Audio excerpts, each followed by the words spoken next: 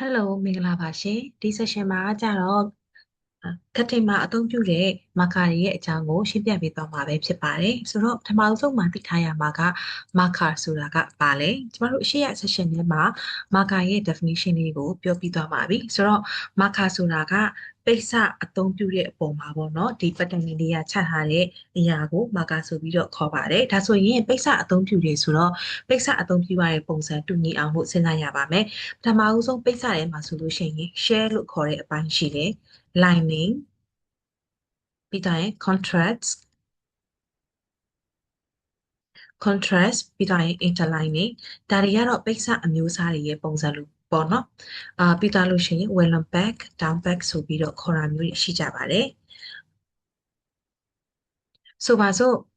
ညီမတို့ရဲ့အထည်က t-shirt အထည်ပေါ့နော် t-shirt အထည်မှာဆိုလို့ရှိရင် lining အသုံးပြုလား lining အသုံးမပြုဘူးเนาะ lining ဆိုတာကအထည်ရဲ့အတွင်းထဲမှာထည့်ချုပ်ထားရတဲ့အပိုင်းကို lining ဆိုပြီးတော့ခေါ်ပါတယ် shell ဆိုတာကကြတော့အထည်ရဲ့အပြင်ပိုင်းပေါ့နော်အပြင်ကနေပြီးတော့မြင်ရတဲ့ပိတ်စအကြီးအပိုင်းကို shell ဆိုပြီးတော့ခေါ်ပါတယ် contrast ဆိုတာကကြတော့အထည်မှာ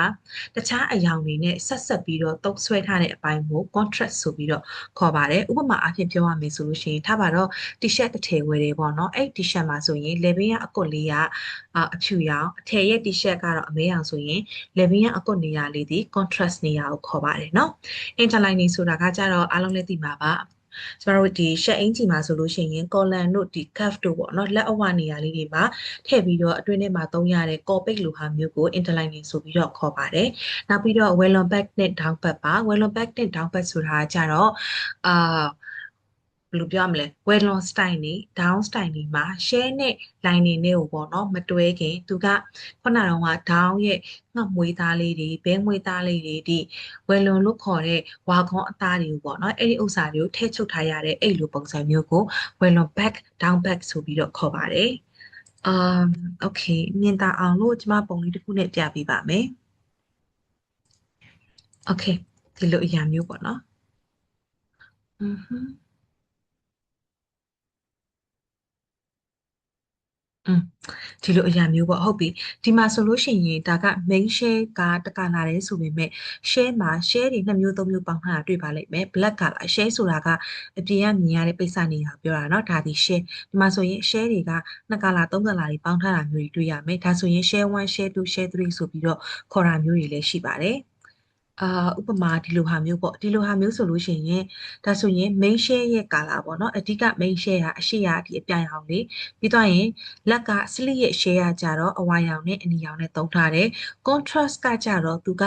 တခြားမတူတဲ့ color နဲ့ဆက်ထားတဲ့အပိုင်းပေါ့နော်အဲ့ဒါကိုကြတော့ဒီမှာ navy color လေးနဲ့သုံးထားပါတယ်ဆိုတော့ navy color သည် share full အဖြစ်နဲ့လည်းသတ်မှတ်လို့ရတယ် contrast အဖြစ်နဲ့လည်းသတ်မှတ်လို့ရပါတယ်မတူတဲ့ color အဖြစ်နဲ့သုံးထားတာပါ placket ရဲ့ collar ရဲ့ pocket တွေရဲ့မှာအသုံးပြုထားပါတယ်ရှင်ဆိုတော့ဒါက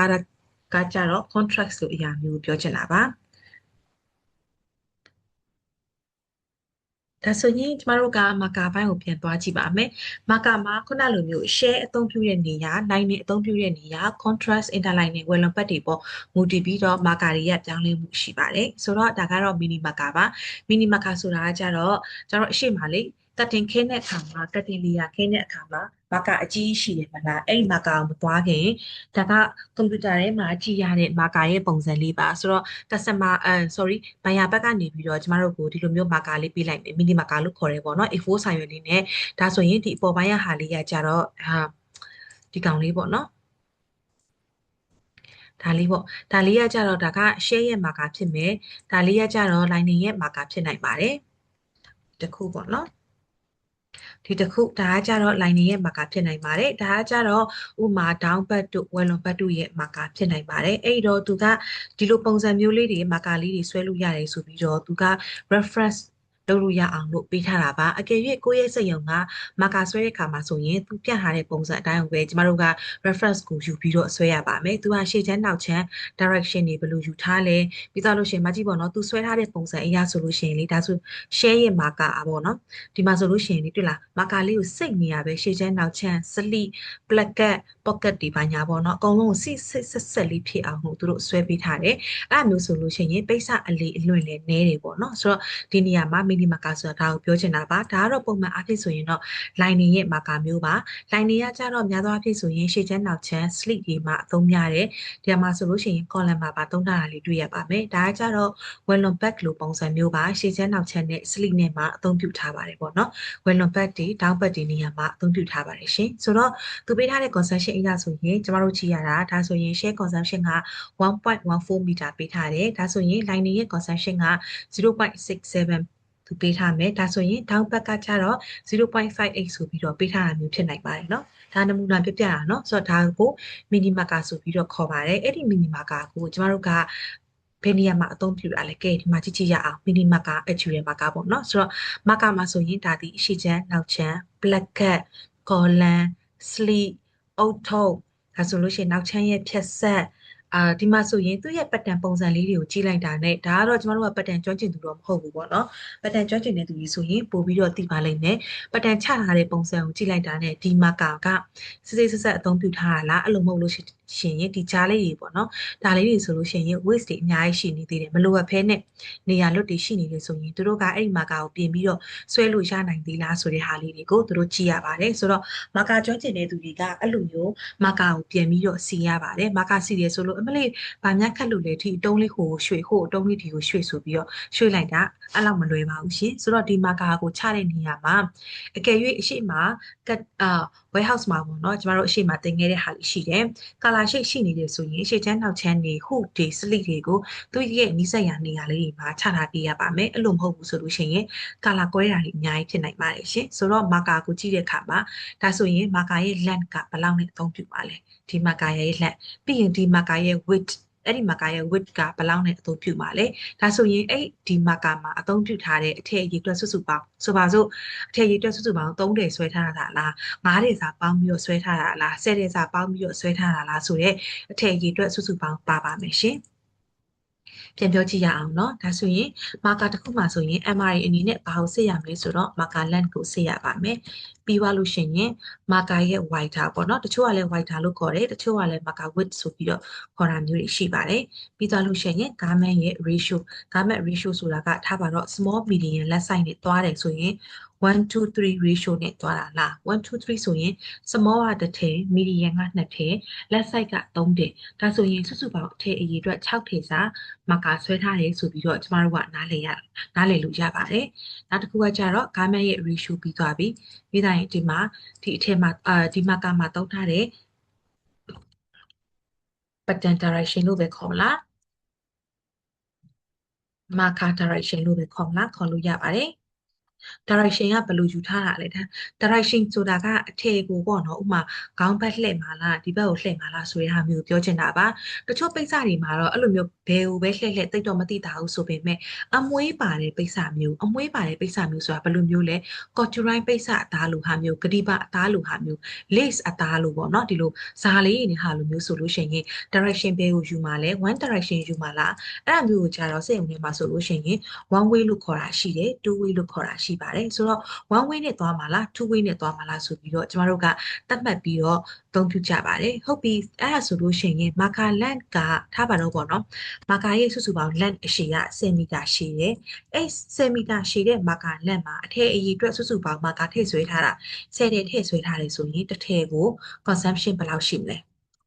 အဲ့ဒါဒီတစ်ထည်ရဲ့ consumption ဖြစ်ပါတယ်ဆိုတော့မာကာလက်က10မီတာအထည်ရည်အတွက်က10တယ်ဆိုရင်စားလိုက်လို့ရှိရင်ကျမတို့ကတစ်ထည်ဒီအထည်ရည်အတွက်တစ်ထည်ဒီ1မီတာနဲ့တူတူပဲအဲ့ဒါဆိုရင်ဒီအထည်ရဲ့ consumption ဒီ1မီတာဖြစ်ပါတယ်အကယ်၍ပေါ့နော်မာကာရဲ့မာကာလက်က9မီတာအထည်ရည်အတွက်ကိုစုစုပေါင်းဆွဲထားတာ10မီတာဆွဲထားတယ်ဆိုရင်တစ်ထည်ရဲ့ consumption ကဘယ်လောက်လ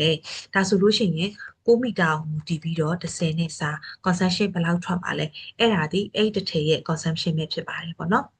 ်ဆိုတော့9အစား10ဆိုလို့ရှိရင်0.9မီတာဒါဒီအထည်ရဲ့ consumption ပဲဖြစ်ပါတယ်ဆိုတော့အမတရအနေနဲ့ကိုယ့်ကိုကတင်ရနေပြီးတော့ consumption လာပေးတယ်ဆိုရင်အဲ့ consumption ကဘယ်ရတာလဲဆိုတာမာကာလက်ပေါ်မူတည်ပြီးတော့တွက်ကြည့်လို့ရပါတယ်သူတို့ကကိုယ့်ကိုမာကာပေးလိုက်မယ်ကဲဟုတ်ပြီမာကာတွက်ကြည့်ရအောင်sorry consumption တွက်ကြည့်မယ်အမ consumption ဘယ်လောက်လဲ consumption ကတော့0.ထားပါတော့0.5ဆိုပြီးတော့ပေးထားတယ်ဟဲ့အမ consumption တွေများလိုက်တာ consumption short ပေးပါအောင်မာကာလန့်ကဘယ်လောက်နဲ့ဆွဲထားတာလဲသူကပြောတယ်မာကာလန့်က9မီတာနဲ့ဆွဲတယ်မာကာလန့် 9မီတာဆိုလို့ရှိရင်တိုတယ်ပေါ့နော်ဥပမာမာကာလက်10မီတာနဲ့ဆွဲမယ်ဆိုလို့ရှိရင် concentration ပို့ပြီးတော့ကျသွားနိုင်တယ်။ဘာကြောင့်လဲဆိုတော့ပိတ်စပို့ပြီးတော့ရှည်လာတယ်เนาะရှည်တဲ့ခါကျတော့ဒီလိုမျိုးလွတ်တဲ့နေရာလေးတွေမှာအပိုင်းအတိုလေးတွေဥပမာ pocket အစလေးတွေဗာလေးထည့်လို့ရတယ်။အဲ့ခါကျတော့မာကာလက်ရှည်လေး concentration ကနည်းနည်းပို့ပြီးတော့ကျနိုင်လေရှိပါတယ်။ဒါပေမဲ့တစ်ခါတလေကျလို့ရှိရင်လည်းအထည်ရဲ့ဒီဇိုင်းပေါ်မူတည်ပြီးတော့မာကာအတူအရှည်ကကိုယ့်ဘာသာကိုယ်ဆုံးဖြတ်လို့မရပါဘူး။အထည်ရဲ့ style အနေထားအထည်ရဲ့ပိတ်စပေါ်မူတည်ပြီးတော့ကျွန်တော်တို့ဆုံးဖြတ်ရတာမျိုးရှိပါတယ်။အဲ့ဒါကြတော့ပတ်တန်ကကျွမ်းကျင်တဲ့သူတွေမာကာကျွမ်းကျင်တဲ့သူတွေကလှုပ်ဆောင်ရပါတယ်ရှင်။ဟုတ်ပြီဒါဆိုရင် type of marker မာကာအမျိုးအစားပေါင်းဘယ်နှမျိုးရှိလဲ။ပထမတစ်ချက်ကကြတော့ color shade marker non color shade marker ပြီးနံပါတ်3ကကြတော့ stripe marker ဆိုတာကပြောမယ်ဆိုလို့ရှိရင် stripe ပေါ့နော်ပိတ်စအစင်းချောင်းတွေမှာအသုံးပြုတဲ့ marker မျိုးကိုပြောချင်တာပါသူ့ကိုကြတော့ one way marker ဆိုပြီးတော့ခေါ်ပါတယ်ပြီးတော့နံပါတ်4ကကြတော့ two way marker နံပါတ်5ကကြတော့ pattern marker ဆိုတာကသူက check ကွက်ပေါ့နော်ပိတ်စမှာအကွက်လေးတွေပါတဲ့ပိတ်စမျိုးဆိုလို့ရှိရင် check fabric အဲ့လိုမှမဟုတ်ရင်လည်း pattern fabric ဆိုပြီးတော့ခေါ်တာမျိုးတွေရှိပါတယ်ဆိုတော့ကျမတို့ကတော့စက်ရုံထဲမှာအလွယ်တကူပဲခေါ်လိုက်တယ်ချက်ကွက်တွေပါတယ်ပေါ့နော်ချက်ကွက်တွေပါတာမို့လို့ပတ်တန်ညှိပေးရတယ်ဘာလို့ချက်ကွက်ပါလို့ရှိရင်ပတ်တန်ညှိရတာလဲโอเคအဲ့ဆိုလို့ရှိရင်ပြီးဆက်ပြပြမယ်နော်နောက်တစ်ခုကကြတော့ group marker ဆိုပြီးတော့စုစုပေါင်း marker 6မျိုးလောက်ကိုစက်ရုံတွေမှာအသုံးပြုကြပါတယ်ဒါဆိုရင်ကျမတို့က marker တစ်ခုချင်းစီကိုလေ့လာကြည့်ရအောင်ဘာကြောင့်မို့လို့ MR တရားအောင်နေနဲ့ marker တစ်ခုချင်းစီကိုသိထားဖို့လိုအပ်တာလဲ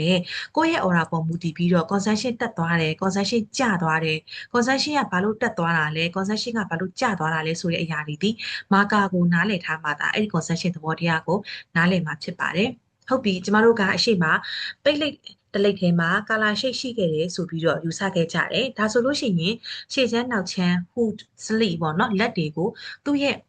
့ဒီနီးစပ်ရာနေရာလေးတွေမှာအထည်လေးတွေချထားမယ်အဲ့ခါကျလို့ရှိရင်သူ့ရဲ့နီးစပ်ရာနေရာမှာအထည်ကိုတင့်တော်သလိုပတံပုံစံလေးတွေချရတာဖြစ်တာမို့လို့နေရာလွတ်တွေလည်းရှိသွားမယ် waist တွေလည်းရှိသွားမယ်အဲ့ဒါကြောင့်မို့လို့ concentration ပို့ပြီးတော့တက်သွားတယ်ဒါကြောင့်မို့လို့ကျမတို့က color shade marker ဆိုပြီးတော့အသုံးပြုကြပါတယ်ဒါဒီနံပါတ်1ကကြတော့ color shade marker နံပါတ်2ကကြတော့ non color shade marker okay ကြည့်ရအောင် non color shade marker မှာဒီမှာကြည့်ရှေ့ချမ်းနောက်ချမ်း sleeveဆိုတော့အပြာရောင်လေးတွေကိုအရင်ဦးဆုံးကြည့်ရအောင်ဒါဆိုရင်အပြာရောင် back နောက်ချမ်းပေါ့နော်ဒါဆိုရင်အပြာရောင်လေး front ချမ်းရှေ့ချမ်းဆိုလို့ရှိရင်တကယ်တမ်းဆိုလို့ရှိရင်ပြောမယ်ဆိုရင်ဘယ်ညာနှစ်ခုရှိတယ်ဆိုတော့ဒီမှာဆိုရင်သူကတစ်ချမ်းဒီနားလေးမှာတစ်ချမ်းဒီနားလေးမှာဆိုတော့အဝေးကြီးပဲတွေ့တယ်မလားဟုတ်ပြီရှေ့ချမ်းရဲ့နောက်ချမ်းရဲ့တော့တွေ့ပြီဒါဆိုရင်ဒါလေးကပါလေးလေဒါဆိုရင်ဒါကြတော့ sleeve ဆိုတာလက်ကိုပြောချင်တာပေါ့နော်ဒီပုံစံဆိုလို့ရှိရင်တော့လက်တူဖြစ်နိုင်ပါတယ်ဆိုတော့ဒါလေးကကြတော့လက်ကြည့်ပါဦးဘယ်နဲ့ညာနဲ့လက်ကလည်းတနေရာစီမှာရှိတယ်ပြီးရင်ဒါကြတော့ black မီကာရှိလိုပုံစံလေးပေါ့နော်ဆိုတော့ဒါလေးကလည်းကြည့်အောင်ဒီဘက်မှာတစ်ခုဒီဘက်မှာတစ်ခုအဝေးကြီးပဲဒါဆိုရင်ဒီနားကအဝိုက်လေးကဘာလေးလဲကော်လာလေးများဖြစ်မလားလေဘင်းအဝိုက်လေးများဖြစ်မလားပေါ့ကက်လေးများဖြစ်မလားကျမတို့ကကြည့်လို့ရတယ်ဆိုတော့အပြာချင်းပတန်လေးကြီးကြည့်ရအောင်ပန်းရောင်လေးတွေရဲ့ပတန်ချတဲ့နေရာလေးတွေကြည့်ရအောင်အဝါရောင်လေးတွေရဲ့ပတန်ချတဲ့နေရာလေးတွေကြည့်ရအောင်သူတည်တင့်တော်သလိုနေရာတွေကိုချထားတယ်ဆိုတော့ဒီအထည်နဲ့ပတ်သက်လို့ရှိရင်ဒီပိတ်စနဲ့ပတ်သက်လို့ရှိရင်ကာလာရှိတ်မရှိထားလို့ပတန်ကိုတင့်တော်သလိုနေရာချလို့ရတယ်လို့ယူဆလို့ရတယ်အဲ့ဒါကိုကြတော့ non color shade marker ဆိုပြီးတော့ခေါ်ပါတယ်ကာလာရှိတ်ကိုထည့်သွင်းပြီးတော့စဉ်းစားစရာမလိုဘူးဒီပတန်တွေကိုအဆင်ပြေသလိုနေရာချထားလို့ရတဲ့ marker မျိုးကို non color shade marker ဆိုပြီးတော့ခေါ်ကြပါတယ်ရှင်ဟုတ်ပြီအဲ့ဆိုလို့ရှိရင်နောက်တစ်ခုကိုကြည့်ကြည့်ရအောင်နောက်တစ်ခုကကြတော့ group marker ဖြစ်ပါတယ် group marker ဆိုတာဘယ်လိုမျိုးလဲ group marker ကလေပြောမယ်ဆိုလို့ရှိရင်တော်တော်လေးရှားတယ်ပေါ့နော်အထည်ရဲ့ဒီဇိုင်းပုံမူတည်ပြီးတော့ group marker အသုံးပြုရတာပါသူကဘယ်လိုမျိုးလဲဆိုတော့ဒီနေရာမှာဆိုလို့ရှိရင်ရှေ့ချမ်းနောက်ချမ်းလက်ကော်လာမီကာရှိအဲ့ဒီအကုန်လုံးကိုသူကတစုတစည်းတဲ့တနေရာထဲမှာပဲထားတယ်ဒီမှာကြည့်လိုက်နောက်ချမ်းထားတဲ့ပုံစံဒီနားမှာပဲရှေ့ချမ်းထားတဲ့ပုံစံဒီနားမှာပဲ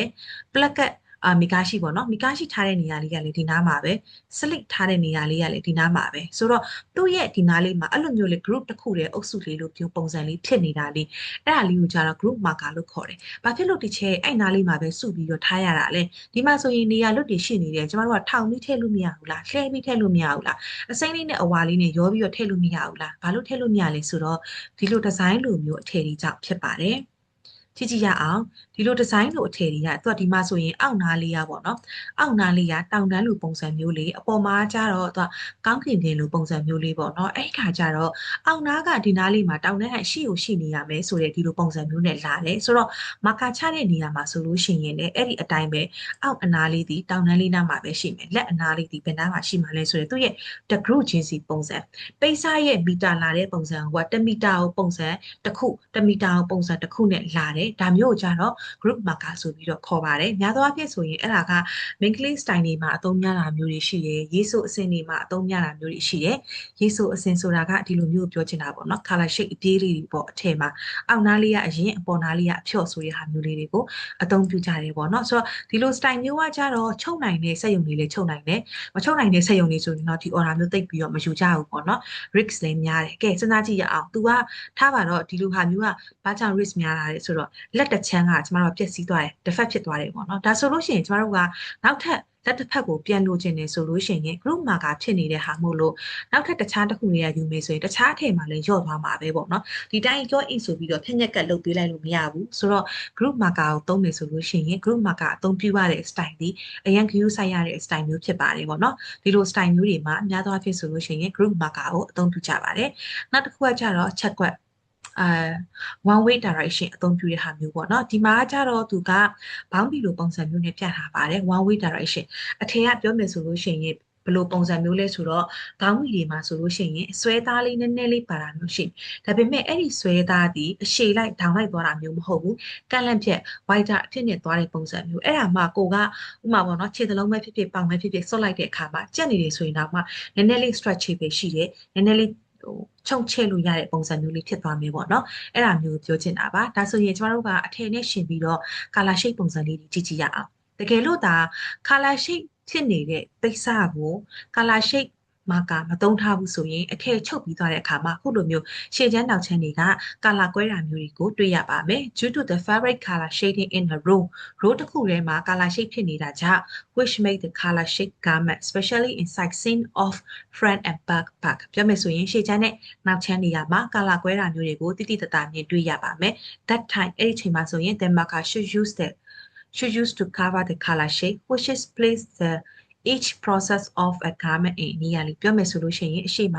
အထည်ကိုပေါ့နော်ရှေ့ချမ်းနောက်ချမ်း sleeve ဒါတွေကိုနေရာလေးတစ်ခုနဲ့တစ်ခုအနည်းဆက်ဆုံးနေရာမှာထားပြီးတော့ marker placement ကိုချရပါမယ်အဲ့လိုမဟုတ်ဘူးဆိုရင်အခုလိုမျိုးအထည်မှာ color shade တွေဖြစ်နိုင်ပါတယ်နောက်တစ်ခုကကျတော့ strike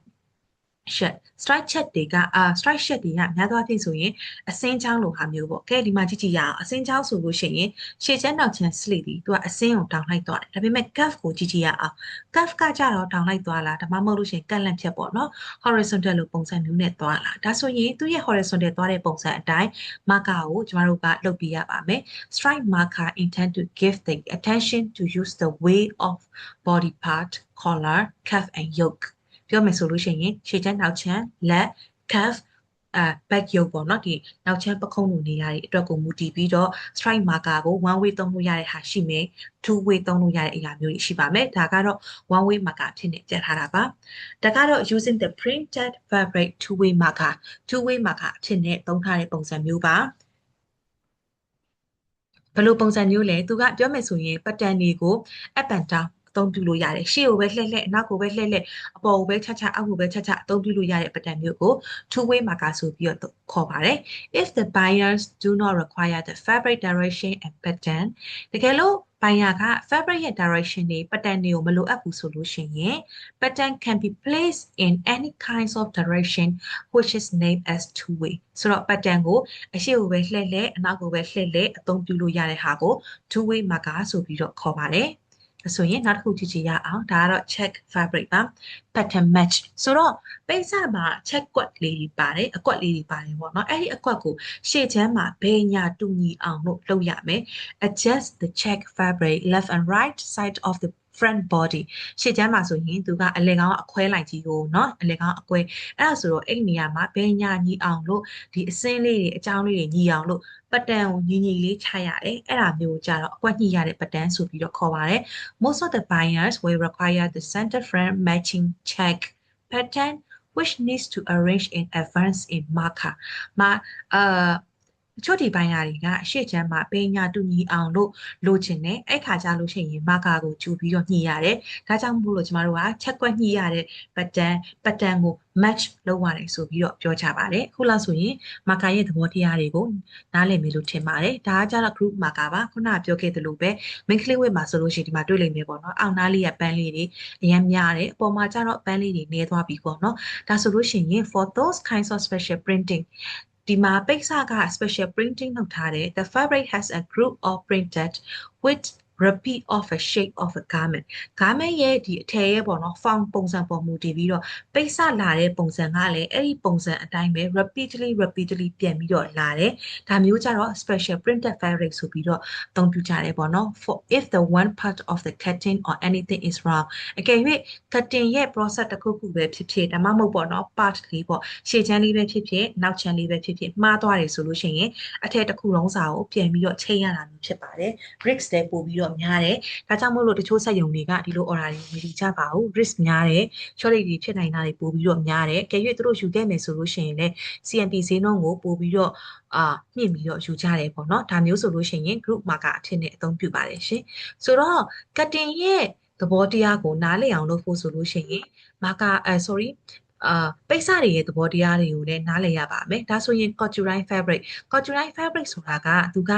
ပိတ်စအစင်းလိုပုံစံမျိုးလေးပေါ့နော်ဂတိပါသားလိုပုံစံမျိုးလေးအစင်းလိုအသားလိုပုံစံမျိုးလေးပေါ့နော်အဲ့ဒါလေးတွေမှာအမွှေးလေးတွေပါတယ်အဲ့အမွှေးလေးတွေကအပေါ်ကိုရိမ့်မာလားအောက်ကိုရိမ့်မာလားဆိုတဲ့သဘောတရားလေးရှိသေးတယ်ဆိုတော့အဲ့လိုမျိုးဆိုရင် one way marker ကိုအသုံးပြုကြတယ် check fabric ဆိုလို့ရှိရင်တော့ pattern marker ကိုအသုံးပြုကြလိမ့်မယ် spot fabric ကကြတာအဆက်ဆက်လေးတွေပေါ့နော်ပိတ်စမှာအဆက်ပြောင်လေးတွေပါတယ်ဒါတော့ပြဿနာမရှိဘူးလေ direction မှမလို့တာအဲ့လိုမျိုးဆိုရင် two way marker ကိုအသုံးပြုလို့ရပါတယ်ရှင်ဆိုတော့ပိတ်စပေါ်မူတည်ပြီးတော့ style ပေါ်မူတည်ပြီးတော့ marker တွေကိုအသုံးပြုရပါတယ်အမှာကဘာကြောင့်ဒီ marker တွေကိုသိထားတင်လဲဆိုတော့ကိုယ့်ရဲ့ပိတ်စကကိုယ့်ရဲ့ style ကဘယ် marker သုံးပါလဲအမိုက်မသိဘူးလေ one way သုံးမယ်လို့တော့ထင်တာပဲပြောလိုက်ပြီ one way သုံးမယ်လို့ထင်ပြီးတော့မှအဲ့ဒီ order two way သုံးလို့ရတယ်ဆိုလို့ရှိရင် one way မှာ concession တွေအများကြီးတက်သွားမယ်အထည်တွေမှားပြီးတော့ဖြတ်မိတာမျိုးတွေဖြစ်ကောင်းဖြစ်နိုင်တယ် short တွေအများကြီးဖြတ်မိမယ်ပိတ်စတွေအလေလွင့်တွေများသွားတာမျိုးတွေဖြစ်နိုင်တယ်အဲ့လိုမဟုတ်လို့ချက်ကွက်ညှိရမယ်ပိတ်စမျိုးမှာကတင်ကနေပြီးတော့လာပြီးတော့မိတယ်ဟဲ့ညီမလေးနေ့ order ကချက်ကွက်ညှိရမှာလားမသိဘူးလေမညှိရအောင်လေတူတယ်ချက်ကွက်ညှိလို့ရှိရင်ဘာဖြစ်မှာလဲသူတို့ကပြောတယ်ဟဲ့ညီမလေးချက်ကွက်ညှိလို့ရှိရင်နေ concession ကြီးမှာပေါ့concession တော့ကြီးလို့မရဘူးမအဲ့ဆိုလို့ရှိရင်ချက်ကွက်ပဲညှိလိုက်တော့နော်ဗာလေချက်ကွက်ကိုမညှိဘဲနဲ့သွားမယ်နော်ဆိုလို့ရှိရင်တကယ်ကြတော့ဘိုင်ယာတောင်းထားတာဒီချက်ကွက်ညှိတဲ့ဟာမျိုးကိုတောင်းထားတာအဲ့လိုမျိုးဆိုရင်အမှာက instruction ပေးတာမှားသွားလို့ရှိရင်တော်တာလို့မှားသွားနိုင်တယ်ပေါ့နော်ဟုတ်ပြီဒါဆိုလို့ရှိရင် consumption တစ်ခုကိုတော်မယ်ဆိုလို့ရှိရင် garment ရဲ့ style အထည်ရဲ့ style ပေါ်မူတည်တယ် pattern ပေါ်မူတည်တယ် fabric ရဲ့ width ပေါ်မူတည်တယ်နောက်တစ်ခုကကျတော့ order size ရဲ့ ratio ပေါ်မူတည်ပြီးတော့ consumption တွေတွက်ကြည့်လို့ရပါတယ်ရှင်ဆိုတော့တကယ်တမ်းကျတော့လေ consumption တွက်တယ်ဆိုတာအရင်လွယ်တယ်သိလားတင်ချာရဲ့ပေါင်းမှုမြောက်စားချက်ပဲဒါပေမဲ့အကြောင်းမျိုးကြောင့် consumption ကြီးသွားတယ် consumption နည်းသွားတယ်ဆိုရင်ရှင်းရတဲ့ process ကဒါပို့ပြီးတော့များတာပါကဲအဲ့ဆိုကျွန်တော်အကြံဉာဏ်တွက်ကြည့်ရအောင်မာကာလက်ငါ15မီတာရှိတယ်အထည်ရည်အတွက်ကစုစုပေါင်း9ထည်အသုံးပြုလို့ရတယ်ဆိုရင် consumption ဘယ်လောက်လဲ consumption ကိုဒီနေရာမှာ net consumption ဆိုတာဒီအသက်တင် consumption ကိုပြောချင်တာတခါတလေကြာရင်တချို့ပိုင်ယာတွေက2% plus ပေါ့နော်ပေါင်းပြီးပေးတာရှိတယ်တချို့ပိုင်ယာတွေက3% plus အဖြစ်နဲ့ပေါင်းပြီးတော့ပေးတာမျိုးတွေရှိတယ်အဲ့ဒီခါကျရင်ကျမတို့ကထပ်ပြီးတော့ပေါင်းနှုတ်မြောက်စားခြင်းနဲ့တွက်ရပါမယ်ဆိုတော့အားလုံးကဒီဥစ္စာကိုလည်းတွက်နိုင်မယ်လို့ထင်ပါတယ်ဒါဆိုရင်ဒီလေ့ကျင့်ခန်းလေးကိုလုပ်ကြည့်ရအောင်ပြီးပြီဆိုရင်သူ့ရဲ့အောက်မှာအဖြေလေးတွေရှိပါတယ်အဖြေလေးတွေလည်းပြန်တိုက်ကြည့်ရအောင်เนาะဒါဆိုရင်မာကာနဲ့ပတ်သက်ပြီးတော့လည်းတော်တော်များများနားလည်မယ်လို့ထင်ပါတယ်ဒီသင်ခန်းစာထဲမှာနားမလည်တာရှိလို့ရှိရင်လည်းကျမတို့ကိုပြန်ပြီးတော့မေးလို့ရပါတယ်ရှင်ဒါဆိုရင်နောက်ဗီဒီယိုဖိုင်လေးမှာပြန်တွေ့ကြမယ်เนาะကျေးဇူးအများကြီးတင်ပါတယ်ရှင်